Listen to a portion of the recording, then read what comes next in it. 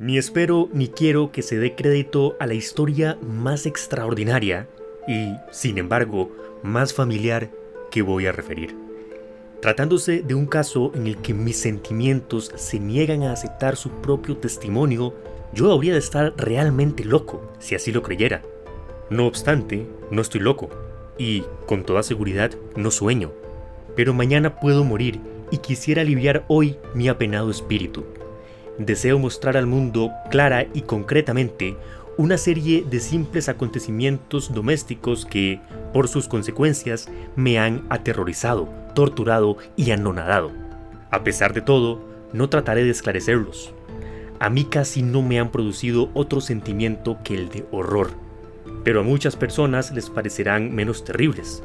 Tal vez más tarde haya una inteligencia que reduzca mi fantasía al estado del lugar común. Alguna inteligencia más serena, más lógica y mucho menos excitable que la mía encontrará tan solo en las circunstancias que relato con terror una serie normal de causas y de efectos naturalísimos. La docilidad y humanidad de mi carácter sorprendieron desde mi infancia. Tan notable era la ternura de mi corazón que había hecho de mí el juguete de mis amigos. Sentía una auténtica pasión por los animales y mis padres me permitieron poseer una gran variedad de favoritos. Casi todo el tiempo lo pasaba con ellos y nunca me consideraba tan feliz como cuando les daba de comer o los acariciaba. Con los años aumentó esta particularidad de mi carácter y cuando fui hombre hice de ella una de mis principales fuentes de goce. Aquellos que han profesado afecto a un perro fiel y sagaz no necesitarán explicaciones de la naturaleza o intensidad de los goces que eso puede producir. En el amor desinteresado de un animal, en el sacrificio de sí mismo, hay algo que llega directamente al corazón, del que con frecuencia ha tenido ocasión de comprobar la amistad mezquina y la frágil fidelidad del hombre natural. Me casé joven. Tuve la suerte de descubrir en mi mujer una disposición semejante a la mía. Y, habiéndose dado cuenta de mi gusto por estos favoritos domésticos, no perdió ocasión alguna de proporcionármelos de la especie más agradable. Tuvimos pájaros, un pez de color de oro, un magnífico perro, conejos, un mono pequeño y un gato. Era este último animal muy fuerte y hermoso, completamente negro y de una sagacidad maravillosa. Mi mujer, que era en el fondo algo supersticiosa, hablando de su inteligencia, aludía frecuentemente a la antigua creencia popular que consideraba a todos los gatos negros como brujas disimuladas. No quiere esto decir que hablara siempre en serio sobre este particular, y lo consigno sencillamente porque lo recuerdo. Plutón, se llamaba así el gato, era mi amigo predilecto. Solo yo le daba de comer y me seguía siempre por la casa, e incluso me costaba trabajo impedirle que me siguiera por las calles. Nuestra amistad subsistió así algunos años, durante los cuales mi carácter y mi temperamento, me sonroja confesarlo, por causa del demonio de la intemperancia, sufrieron una alteración radicalmente funesta. De día en día me hice más taciturno, más irritable, más indiferente a los sentimientos ajenos. Empleé con mi mujer un lenguaje brutal corriendo el tiempo, la afligí incluso con violencias personales. Naturalmente, mis pobres favoritos debieron notar el cambio de mi carácter. No solamente no les hacía caso alguno, sino que los maltrataba. Sin embargo, y por lo que se refiere a Plutón, aún despertaba en mí la consideración suficiente para no pegarle. En cambio, no sentía ningún escrúpulo en maltratar a los conejos y al mono, y hasta al perro, cuando, por casualidad o afecto, se cruzaban mi camino. Iba secuestrándome cada vez más como consecuencia de mis excesos alcohólicos, y, andando el tiempo, el mismo Plutón que envejecía y, naturalmente, se hacía un poco huraño, comenzó a conocer los efectos de mi perverso carácter. Una noche, al regresar a casa completamente ebrio, de vuelta de uno de los frecuentes escondrijos del barrio, me pareció que el gato evitaba mi presencia. Lo apresé, pero él, horrorizado por mi violenta actitud, me hizo en la mano con los dientes una leve herida. Entonces se apoderó de mí repentinamente un furor demoníaco. En aquel instante dejé de conocerme. Se diría como si, de pronto, mi alma original hubiese abandonado mi cuerpo y una ruindad superdemoníaca, saturada de ginebra, se filtró en cada una de las fibras de mi ser. Del bolsillo de mi chaleco saqué un cortaplumas, lo abrí, tomé al pobre animal por la garganta y deliberadamente le vacié un ojo. Me llena y abruma la vergüenza, estremeciéndome al escribir esta abominable atrocidad. Cuando al amanecer hube recuperado la razón y cuando se disiparon los vapores de mi crápula nocturna, experimenté un sentimiento mitad horror, mitad remordimiento por el crimen que había cometido. Pero todo lo más era un sentimiento confuso y el alma no sufrió sus acometidas, lo confieso. Volví a sumirme en excesos y no tardé en ahogar en el vino todo recuerdo de mi acción. Curó entre tanto el gato lentamente. La órbita del ojo perdido presentaba, es cierto, un aspecto espantoso. Pero después, con el tiempo, no pareció que se daba cuenta de ello. Según su costumbre, iba y venía por la casa, pero, como debí suponer, en cuanto veía que me aproximaba a él, huía aterrorizado. Me quedaba aún lo bastante de mi antiguo corazón para que me afligiera aquella manifiesta antipatía en un ser que tanto me había amado anteriormente. Pero este sentimiento no tardó en ser desalojado por la irritación. Como para mi caída final e irrevocable, brotó entonces el espíritu de perversidad, espíritu del que la filosofía no se cuida ni poco ni mucho.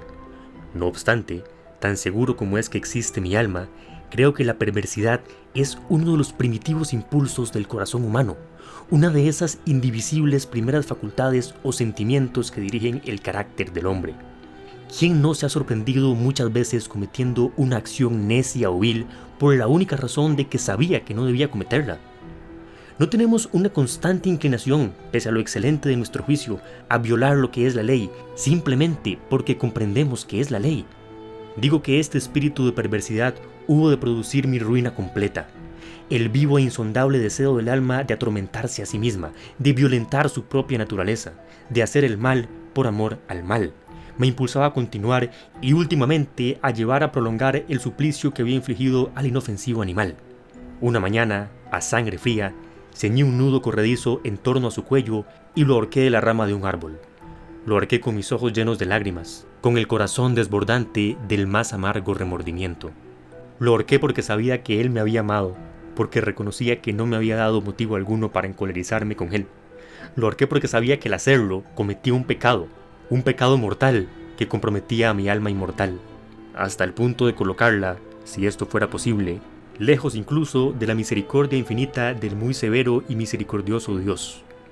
En la noche siguiente al día en que fue cometida acción tan cruel, me despertó el grito de ¡fuego!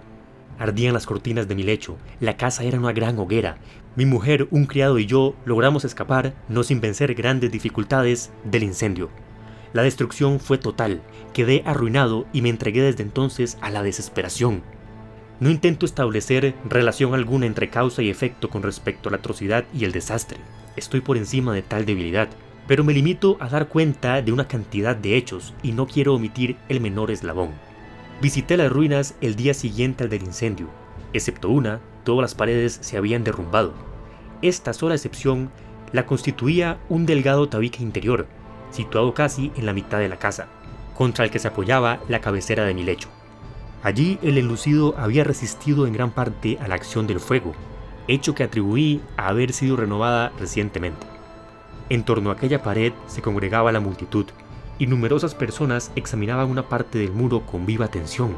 Excitaron mi curiosidad las palabras extraño, singular y otras expresiones parecidas.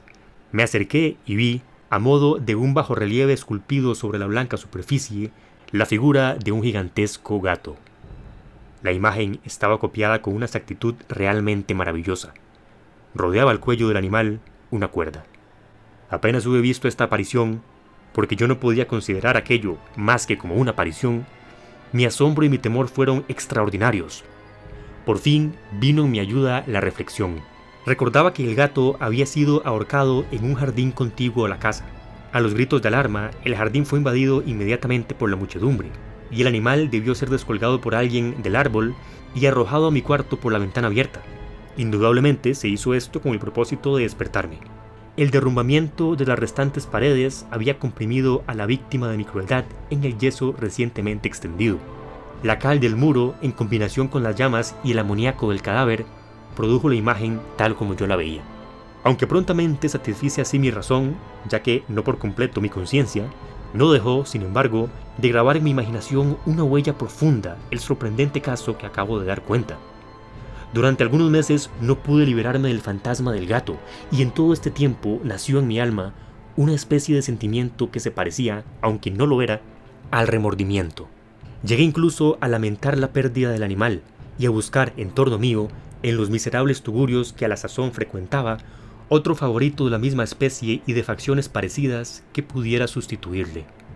Una noche, hallándome medio aturdido en un bodegón infame, atrajo repentinamente mi atención un objeto negro que yacía en lo alto de uno de los inmensos barriles de ginebra y ron que componían el mobiliario más importante de la sala.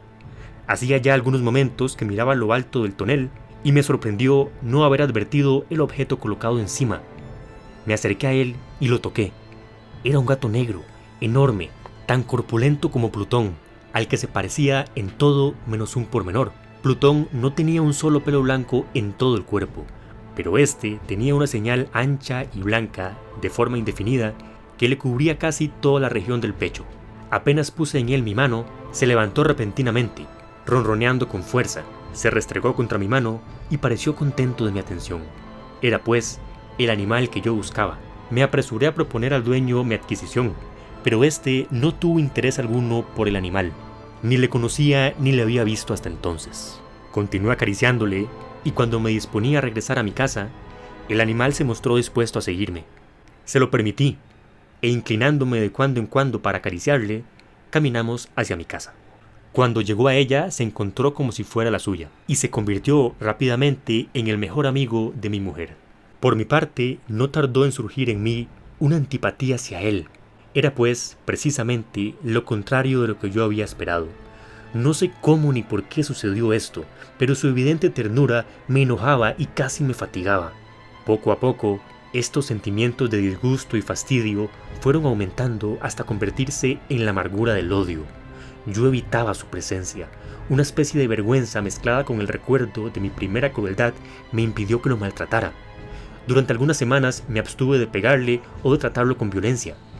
Pero, gradual e insensiblemente, llegué a sentir por él un horror indecible y a eludir en silencio, como si huyera de la peste, su odiosa presencia.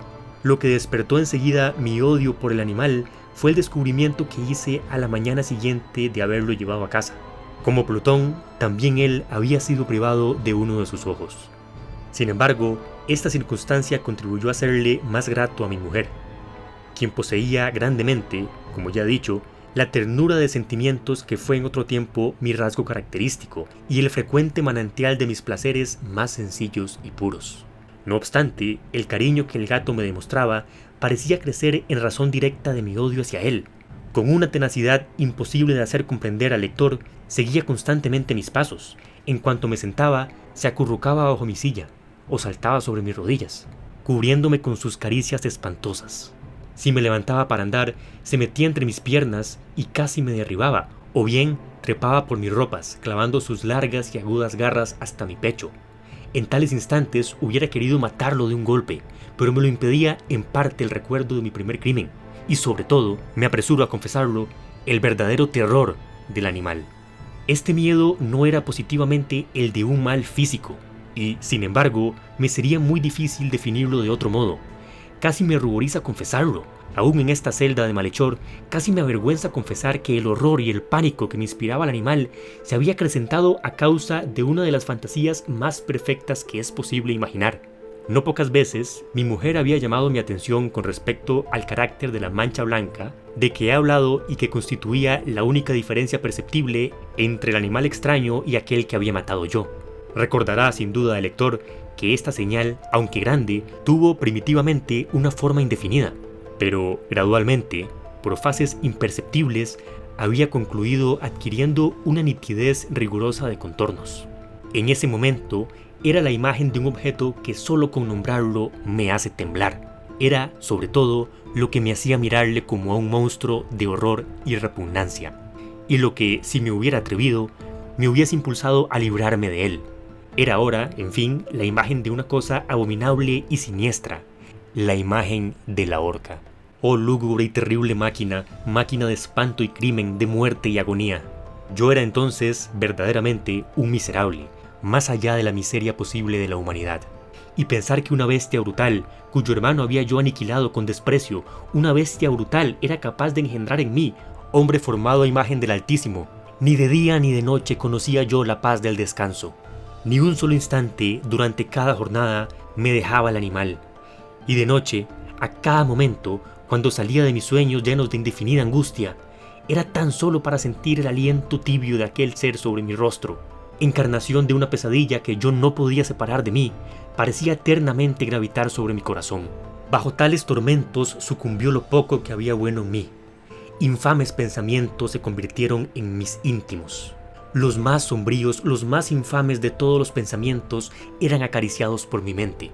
La tristeza de mi humor de costumbre se acrecentó hasta hacerme aborrecer todas las cosas y a la humanidad entera. Mi mujer, sin embargo, no se quejaba nunca.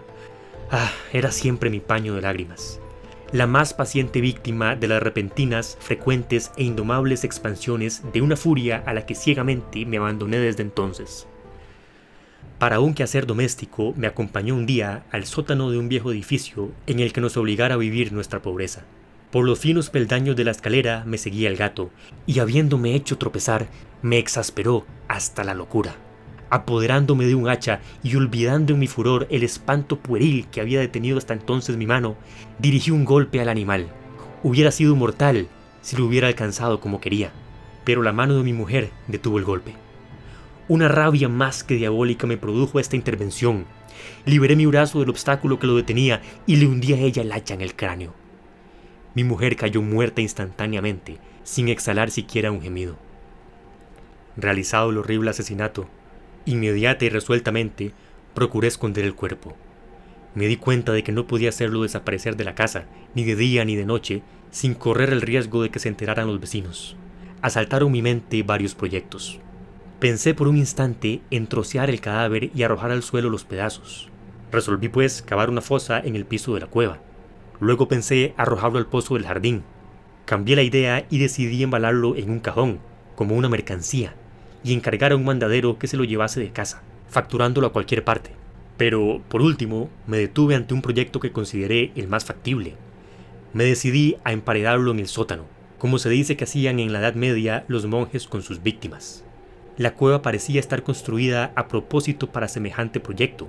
Los muros no estaban levantados con el cuidado de costumbre y no hacía mucho tiempo habían sido cubiertos en toda su extensión por una capa de yeso, al que la humedad no dejó endurecer. Había, por otra parte, un saliente en uno de los muros, producido por una chimenea artificial o especie de hogar que quedó luego tapado y dispuesto de la misma forma que el resto del sótano. No dudé que me sería fácil quitar los ladrillos de aquel sitio, colocar el cadáver y emparedarlo del mismo modo, de forma que ninguna mirada pudiese descubrir nada sospechoso. No me engañé en mis cálculos y, ayudado por una palanca, separé sin gran dificultad los ladrillos. Habiendo luego aplicado cuidadosamente el cuerpo contra la pared interior, lo sostuve en esta postura hasta poder restablecer sin gran esfuerzo toda la estructura a su estado primitivo. Con todas las precauciones imaginables me procuré una argamasa de cal y arena. Preparé una capa que no podía distinguirse de la primitiva y cubrí escrupulosamente con ella el nuevo tabique. Cuando terminé, vi que todo había resultado perfecto. La pared no presentaba la más leve señal de arreglo. Con el mayor cuidado, barrí el suelo y recogí los escombros. Miré triunfalmente en torno mío y me dije, por lo menos aquí mi trabajo no ha sido infructuoso. Mi primera idea, entonces, fue buscar al animal que había sido el causante de tan tremenda desgracia, porque al fin había resuelto matarlo. Si en aquel momento hubiera podido encontrarle, nada hubiese evitado su destino. Pero parecía que el animal, ante la violencia de mi cólera, se había alarmado y procuraba no presentarse ante mí, desafiando desde sus refugios mi mal humor. Imposible describir o imaginar la intensa, la apacible sensación de alivio que trajo a mi corazón la ausencia de la detestada criatura. En toda la noche no se presentó, y esta fue la primera que gocé desde su entrada a la casa. Dormí, a pesar de todo, tranquila y profundamente. Sí, dormí así con el peso de aquel asesinato en mi alma. Transcurrieron el segundo y el tercer día. Mi verdugo no vino, sin embargo. Como un hombre libre, respiré una vez más. En su terror, el monstruo había abandonado para siempre aquellos lugares. Ya no volvería a verle nunca. Mi dicha era infinita. Me inquietaba muy poco la criminalidad de mi tenebrosa acción. Se inició una especie de sumario que apuró poco las averiguaciones. También se dispuso un reconocimiento, pero, naturalmente, nada podía descubrirse. Yo daba por asegurada mi felicidad futura. Al cuarto día, después de haberse cometido el asesinato, se presentó inopinadamente en mi casa un grupo de agentes de policía y procedió de nuevo a una rigurosa investigación del local. Sin embargo, confiado en lo impenetrable del escondite, no experimenté ninguna turbación. Los agentes quisieron que les acompañase en sus pesquisas. Fue explorado hasta el último rincón. Por tercera o cuarta vez bajaron por último a la cueva. No me alteré en lo más mínimo. Como el de un hombre que reposa en la inocencia, mi corazón latía pacíficamente. Recorrí el sótano de punta a punta, crucé los brazos sobre el pecho y me pasé indiferente de un lado a otro. Plenamente satisfecha, la policía se disponía a abandonar la casa. Era demasiado intenso el júbilo de mi corazón para que pudiera reprimirlo. Sentía la viva necesidad de decir una palabra tan solo, a modo de triunfo, y hacer doblemente evidente su convicción con respecto a mi inocencia. Señores, dije por último y cuando los agentes subían la escalera, es para mí una gran satisfacción haber desvanecido sus sospechas. Deseo a todos ustedes una buena salud y un poco más de cortesía. Dicho sea de paso, señores, tienen ustedes aquí una casa muy bien construida. Apenas sabía de lo que hablaba, en mi furioso deseo de decir algo con aire deliberado. Puedo asegurar que esta es una casa excelentemente construida. Estos muros, ¿se van ustedes, señores? Estos muros están construidos con gran solidez. Entonces, por una fanfarronada frenética, golpeé con fuerza, con un bastón que tenía en la mano en ese momento, precisamente sobre la pared del tabique tras el cual yacía la esposa de mi corazón. Ah, que por lo menos Dios me proteja y me libre de las garras del archidemonio. Apenas se hubo hundido en el silencio el eco de mis golpes, me respondió una voz desde el fondo de la tumba. Era primero una queja, velada y entrecortada como el sollozo de un niño.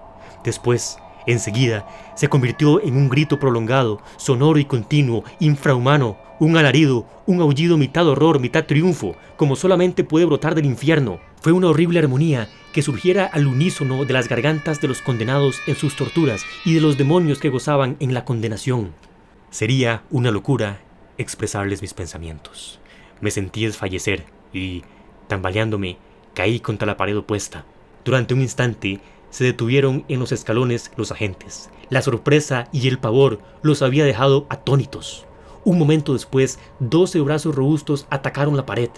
Esta cayó a tierra de un golpe. El cadáver, muy desfigurado ya y cubierto de sangre coagulada, apareció rígido ante los ojos de los circunstantes. Sobre su cabeza, con las rojas fauces dilatadas y llameando el único ojo, se posaba el odioso animal cuya astucia me llevó al asesinato y cuya reveladora voz me entregaba al verdugo.